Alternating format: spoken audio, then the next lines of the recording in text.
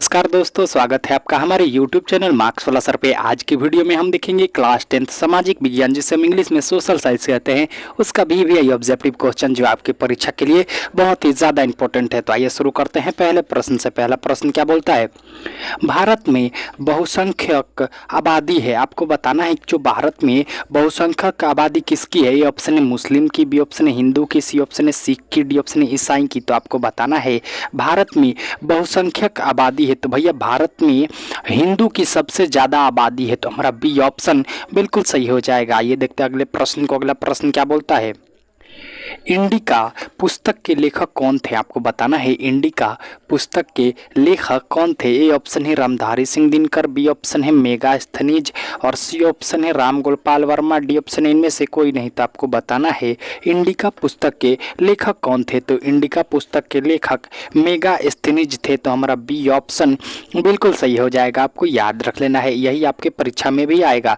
तो आइए देखते हैं अगले प्रश्न को। अगला प्रश्न क्या बोलता है? डर्बन में नस्ल भेदी विरोधी सम्मेलन हुआ था। आपको बताना है कि डर्बन में नस्ल भेदी विरोधी सम्मेलन कब हुआ था। तो ए ऑप्शन है 2002 में, बी ऑप्शन है 2004 में, सी ऑप्शन है 2000 में और डी ऑप्शन है 2001 में। तो आपको बताना है डर्बन में नस्ल भेदी विरोधी सम्मेलन कब हुआ था। तो भैया 2001 में हुआ था। आपको याद रख लेना है, हमारा बी ऑप्शन बिल्कुल सही हो जाएगा। ये देखते हैं अब अगले प्रश्न को। अगला प्रश्न क्या बोलता है? बंधी हुई मूर्तियां और काले दस्ताने प्रतीक हैं।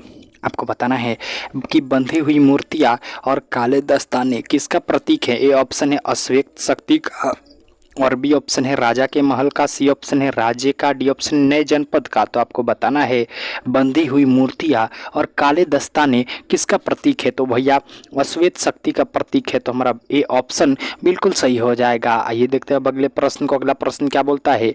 बिहार की साक्षरता दर है। आपको बताना है कि बिहार की साक्षरता दर कितनी है। ये भैया बुक 2011 के अकॉर्डिंग, अभी जो पढ़ाई हो रहा है ना 2011 के अकॉर्डिंग हो रहा है, तो यहाँ पे ये सारा डाटा 2011 के अकॉर्डिंग है। अभी साक्षरता दर बढ़ सकता है लेकिन 2011 के अकॉर्डिंग है। क्वेश्चन भी 2011 के ही अकॉर्डिंग आएगा।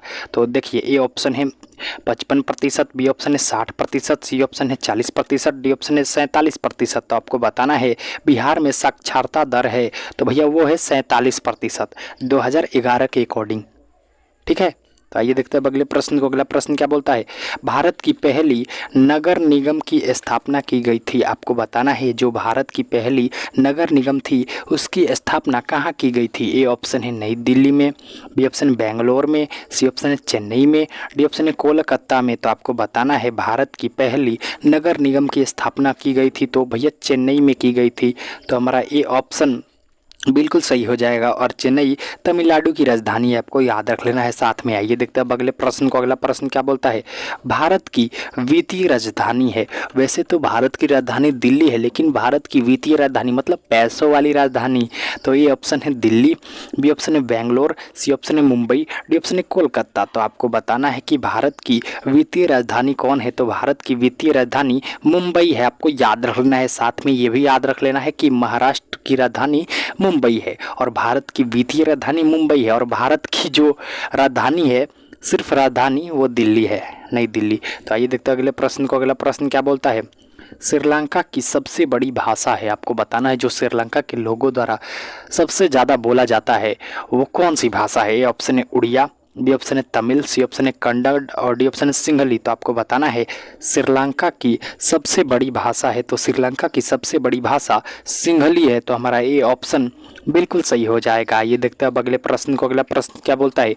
15वीं लोकसभा में महिलाओं की संख्या थी। आपको बताना है जब 15वीं लोकसभा हुई थी ना तो उसमें कितनी महिलाओं की संख्या थी। ए ऑप्शन है 44, बी ऑप्शन है 59, सी ऑप्शन है 55, डी ऑप्शन है 50। तो आपको बताना है 15वीं लोकसभा में महिलाओं की संख्या थी तो 15वीं लोकसभा में महिलाओं की संख्या 59 थी।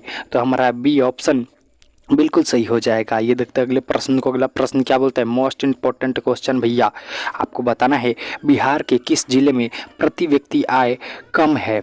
आपको बताना है कि बिहार के किस जिले में प्रति व्यक्ति आय कम है। ए ऑप्शन है गोपालगंज, बी ऑप्शन है मधेपुरा, सी ऑप्शन है पटना, डी ऑप्शन है शिवहर। तो आपको बताना है कि बिहार के किस जिले में प्रति व्यक्ति आय कम है। तो जो हमारा शिवहर जिला है ना, इसमें प्रति व्यक्ति आय बहुत ज़्यादा कम है। तो और बिहार में भी आता है, तो हमारा डी ऑप्शन बिल्कुल सही हो जाएगा। ये देखते हैं अगले प्रश्न को। अगला प्रश्न क्या बोलता है, बिहार की प्रति व्यक्ति गरीबी में गुजर रही है। आपको बताना है कि बिहार की कितनी प्रतिशत आबादी प्रति व्यक्ति गरीबी में गुजर रही है। ए ऑप्शन है 41.1%, बी ऑप्शन है 50.4% और सी ऑप्शन है 45.8% और डी ऑप्शन है 80.2%। तो आपको बताना है बिहार की प्रति व्यक्ति गरीबी कितनी प्रतिशत में गुजर रही है। तो भैया 41% लोग अभी प्रति व्यक्ति गरीबी के में दबे हुए हैं। तो हमारा ये ऑप्शन बिल्कुल सही हो जाएगा, आपको याद रखना है। आइए देखते हैं अब अगले प्रश्न को। अगला प्रश्न क्या बोलता है, बिहार के कौन से जिले में भारतीय व्यक्ति आय अधिक है। आपको बताना है प्रति व्यक्ति आय, यहाँ पे भारतीय लिखा गया, सॉरी माय मिस्टेक। बिहार के कौन से जिले में प्रति व्यक्ति आय अधिक है। अब आपको बताना है कि कौन बिहार के कौन से जिले में प्रति व्यक्ति आय अधिक है। उसमें बताना था कम है, तो कम में तो शिवहर आ गया था ना, तो आपको अब ज़्यादा बताना है। तो ये ऑप्शन है दरभंगा, बी ऑप्शन है पटना और सी ऑप्शन है पटना और डी ऑप्शन है मधेपुरा। तो आपको बताना है बिहार के कौन से जिले में प्रति व्यक्ति आय अधिक है। तो जो पटना है ना, यहाँ के लोगों के पास सबसे ज़्यादा पैसा है। प्रति व्यक्ति आय मतलब कितना, एक आदमी कितना कमाता है, तो भैया पटना के लोग सबसे ज़्यादा कमाते हैं और वही शिवहर के लोग सबसे कम।